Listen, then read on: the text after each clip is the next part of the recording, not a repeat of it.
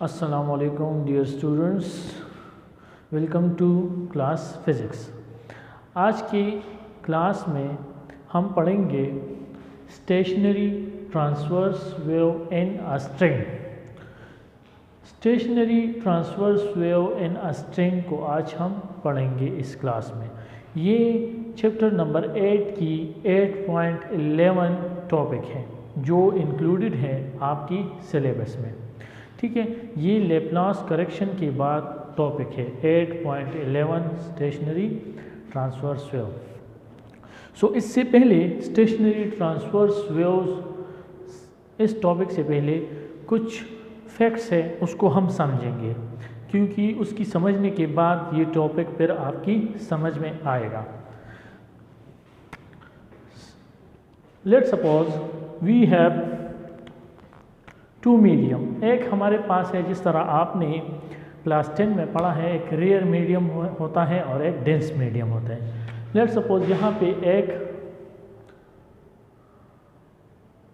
Dense medium है। ये क्या है? डेंस मीडियम है। और जब इस स्ट्रिंग को हम इसके साथ अटैच करेंगे, ये हमारे पास क्या है? एक स्ट्रिंग है। इसको हम अटैच करते हैं इस मीडियम के साथ, और जब इसमें हम वेव प्रोड्यूस करेंगे तो यहाँ पे इस तरह एक वेव्स प्रोड्यूस होगा। लेकिन जब ये डेंस मीडियम के साथ टकराएगा तो ये बिल्कुल इसकी पोलैरिटी क्या होगी? इसकी पोलैरिटी चेंज होगी और डायरेक्शन भी चेंज होगी। इस तरह की शेप में वापस आएगी। ये रिवर्स आर्डर है। क्लियर? जब हम स्ट्रिंग को डेंस मीडियम के साथ इस तरह स्ट्रिंग में एक वेव प्रोड्यूस करें तो वापस में जब वेव आएगी तो पोलैरिटी उसकी चेंज होगी। लेट्स सपोज यहाँ पे इसकी पॉजिटिव पोलैरिटी है तो यहाँ पे इसकी नेगेटिव पोलैरिटी आएगी। ये रिवर्स आर्डर में इस तरह आएगी। क्लियर? इसकी डायरेक्शन चेंज होगी। लेकिन जब इसको हम एक रेयर मीडियम के साथ, ये हमारे पास क्या है? रेयर मीडियम के साथ एक स्ट्रिंग को इस तरह अटैच करें, और जब यहाँ पे हम वेव प्रोड्यूस करें तो ये वापस क्या आएगी?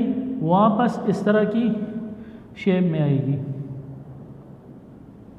ठीक है, इसकी डायरेक्शन अपोजिट होगी, लेकिन पोलैरिटी चेंज नहीं होगी। तो इससे पता चल गया कि जब एक स्ट्रिंग को हम डेंस मीडियम के साथ इस तरह एक वेव प्रोड्यूस करें तो वापस उसकी पोलैरिटी चेंज होगी, और रेयर मीडियम में पोलैरिटी चेंज नहीं होगी और इसकी अपोजिट डायरेक्शन होगी। ये कुछ थोड़े से फैक्ट्स है, इसको आप जहन में रख के जो फर्दर हम स्टेशनरी ट्रांसवर्स वेव हम पढ़ेंगे वहाँ पे हमारा काम आएगा। ठीक है, कंफ्यूजन की कोई ज़रूरत नहीं यहाँ पे। जस्ट आप याद रखिए कि डेंस से जब पास होगा तो ये वापस पोलैरिटी चेंज होगी और वापस जाएगी। ठीक है, सो यहाँ पे इसके बाद है स्टेशनरी ट्रांसवर्स वेव। आपने ऑलरेडी पढ़ा है ट्रांसवर्स वेव की दो टाइप्स है। एक हमारे पास है ट्रांसवर्स वेव और दूसरी हमारे पास है लॉन्गिट्यूडनल वेव। ट्रांसवर्स वेव में हमारे पास क्या है? जिसमें पार्टिकल वाइब्रेट करती है perpendicular to the direction of the wave, और लॉन्गिट्यूडनल में क्या होती हैं? वो पैरेलल वाइब्रेट करती हैं to the direction of wave. So यहाँ पे अब स्टेशनरी क्या है? स्टेशनरी भी एक टाइप है वेव की। सो स्टेशनरी को हम पढ़ेंगे आज। स्टेशनरी वेव, स्टेशनरी क्या है? पहले तो स्टेशनरी वेव समझना चाहिए, इसके बाद फिर transverse wave in a string, उसको बाद में करेंगे। ठीक है, स्टेशनरी वेव क्या है? Let's suppose we have two waves identically having same amplitude same frequency but opposite in direction. ऐसी दो वेव्स जिनके हमारे पास फ्रीक्वेंसी, एम्पलीट्यूड और मीडियम सेम है, लेकिन मूव कर रही हैं अपोजिट डायरेक्शन में, एक दूसरे की अपोजिट मूव करती हैं, ये वेव हमारे पास क्या है? स्टेशनरी वेव्स है। किस तरह डिफाइन करेंगे? Two identical wave having same medium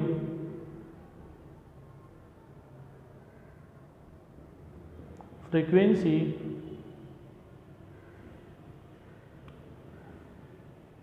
but opposite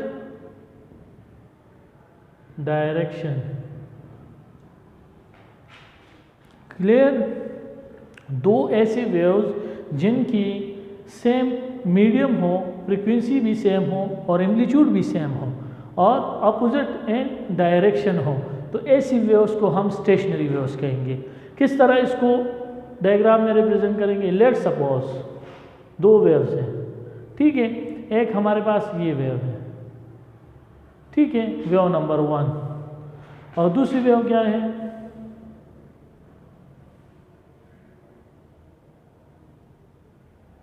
ठीक है। सो इन अदर वर्ड्स हम ये भी कह सकते हैं कि ऐसी दो वेव्स जिनकी एक की क्रस्ट और दूसरी की ट्रफ ओवरलैप कर जाए, एक की क्रस्ट और दूसरी की ट्रफ ओवरलैप कर जाए, ऐसी वेव्स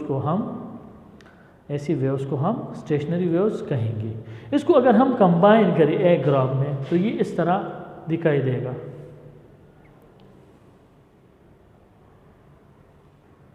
इस तरह इसमें लूप्स बनेंगे। अब अनदर डेफिनेशन जो मैंने आपको बताई है कि जो एक की क्रस्ट और दूसरी की ट्रफ आ जाए, ओवरलैप कर जाए, ऐसी वेव्स को हम स्टेशनरी वेव्स कहेंगे। क्लियर है? एक की क्रस्ट दूसरी की ट्रफ, ये फर्स्ट वेव थी और ये सेकंड वेव बन गई। अपोजिट डायरेक्शन, ये इस डायरेक्शन में है और ये इस डायरेक्शन में है दोबारा। क्लियर? इस डायरेक्शन में और ये इस डायरेक्शन में, एक दूसरे की अपोजिट। तो स्टेशनरी वेव्स में हमारे पास लूप्स बनेंगे, ठीक है। इसके दो मेजर पार्ट्स हैं, लूप्स बनेंगे। ये लूप्स हैं, loop number 1 and loop number 2, और इसकी दो पार्ट्स हैं। कौन कौन से? यहाँ पे दो पार्ट्स हैं, parts of stationery waves.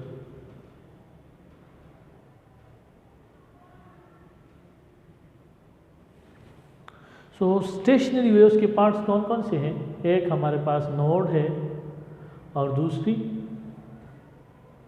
Anti node. Clear? Node और एंटी नोड। अब नोड क्या है और एंटी नोड क्या है?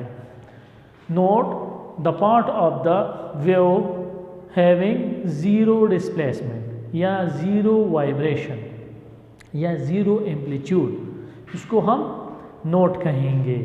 इस तरह लेट्स सपोज यहाँ पे जीरो वाइब्रेशन है, यहाँ पे थोड़ा ज़्यादा है, यहाँ पे मैक्सिमम है, फिर दोबारा यहाँ पे क्या है? ज़ीरो। तो यहाँ ये हमारे पास क्या है? नोड। ये हमारे पास यहाँ इस पॉइंट में ज़ीरो है, ज़ीरो वाइब्रेशन है, ज़ीरो एम्पलीट्यूड है, ज़ीरो डिस्प्लेसमेंट है। आप ये भी कह सकते हैं the part of the wave having zero vibration, zero amplitude, zero displacement, उसको हम नोड कहेंगे। और ये एक नोड है हमारे पास, ठीक है। सो डिफाइन किस तरह करेंगे? The part of wave, the part of wave having zero displacement या एम्पलीट्यूड वाइब्रेशन, ठीक है। ये हम अब इसी तरह वेव में हमारे पास 3 नोड्स हैं, 1, 2 और 3 नोड्स हैं। क्लियर? सो अब एंटी नोड हमारे पास क्या है? एंटी नोड हमारे पास the part of the wave which have a maximum displacement, maximum amplitude, maximum vibration of particle. Wave की ऐसी पार्ट जहाँ पे हमारे पास वाइब्रेशन जो पार्टिकल्स के हैं ये मैक्सिमम हो, एम्पलीट्यूड मैक्सिमम हो, डिस्प्लेसमेंट मैक्सिमम हो, ये एरिया जो है और ये एरिया, ये हमारे पास क्या है? एंटी नोड है। तो यहाँ पे हमारे पास कितने एंटी नोड्स हैं? एक ये और एक ये, 2 एंटी नोड्स हैं। तो इसको किस तरह डिफाइन करेंगे? The part of wave having maximum displacement is known as antinode. Clear? ये क्लियर है? चलिए ठीक है। सो ये तो पार्ट्स थी स्टेशनरी वेव्स की, थोड़ी इंट्रोडक्शन थी, क्योंकि बुक वाले ने, सिलेबस वाले ने स्टेशनरी वेव्स को एक्सक्लूड की है, सिर्फ ये वाले टॉपिक इंक्लूड किए, stationary transverse wave in a string. So इस टॉपिक को समझने के लिए आपको स्टेशनरी वेव्स की समझना आपको बहुत इम्पॉर्टेंट थी, कि आपको कम से कम पता चले कि स्टेशनरी वेव्स है क्या, और इसमें जो नोड है, जो पार्ट है, मेजर पार्ट्स है, नोड और एंटी नोड क्या है, नोड कितनी है, ये फर्दर इसमें फिर एक्सप्लेन करेंगे। फर्दर इसकी वर्डिंग हम यूज़ करेंगे नोड और एंटी नोड को, ताकि आपको फिर समझ आ जाए कि नोड क्या है और एंटी नोड क्या है। ठीक है? सो यहाँ पे अब एक दो टर्मिनोलॉजीज और हैं। दो नोड्स के दरमियान ये सिर्फ याद रखें, नेक्स्ट वीडियो में हम इसको यूज़ करेंगे, इस वीडियो में सिर्फ इसको याद करें। दो नोड्स के दरमियान, दो कंसेक्टिव नोड्स के दरमियान लेंथ क्या होगी? लेंथ क्या है? Lambda length. लेट्स सपोज ये दो नोड हैं, दो कंसेक्टिव नोड के दरमियान ये जो लेंथ होगी, ये हमारे पास क्या होगी? Lambda by 2। ये क्या है? The length between two consecutive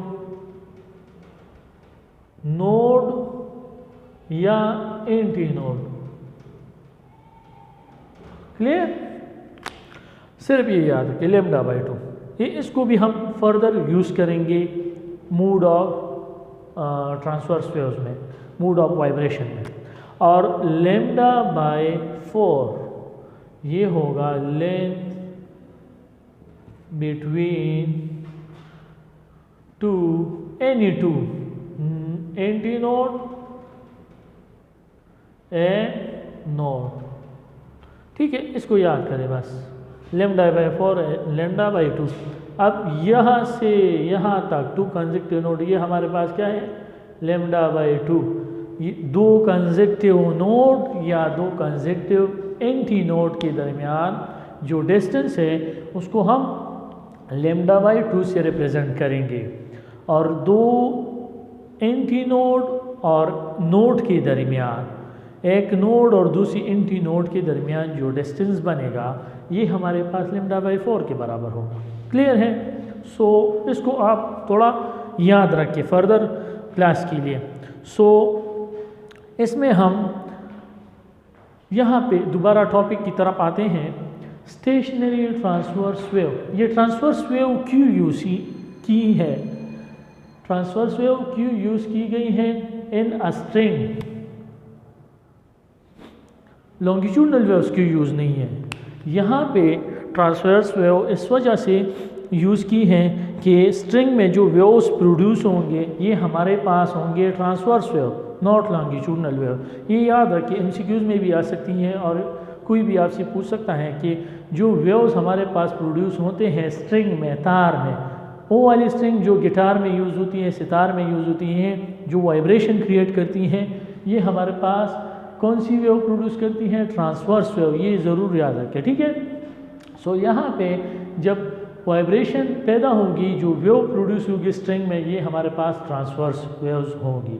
तो इसको हम यूज़ करेंगे stationary transverse waves in a string. हम स्टेशनरी ट्रांसवर्स वेव स्ट्रिंग में जो प्रोड्यूस होती है उसके डिफरेंट मूड है, ये हम नेक्स्ट लेक्चर में करेंगे, उसको स्टडी करेंगे। ठीक है? आज के लिए इतना ही काफ़ी है। हम इंशाल्लाह कल different moods of vibration in a string discuss करेंगे। आज की क्लास में हमने सिर्फ इतना ही पढ़ा है कि डेंस मीडियम के साथ जब एक स्ट्रिंग को हम इसके साथ टकराएं तो ये किस तरह मूव करेगी, किस तरह रिवर्स होगी। तो यहाँ पे डेंस और रेयर मीडियम की हमने डिस्कस की, movement of motion of wave in the string.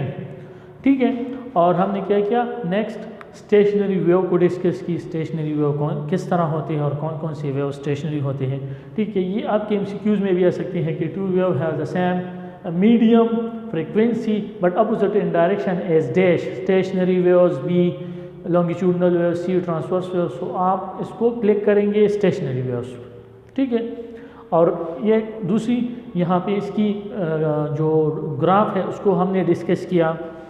फिर फर्दर क्या किया, इसकी जो दो पार्ट्स बनते हैं नोड और anti node, which is the major part of this stationary waves.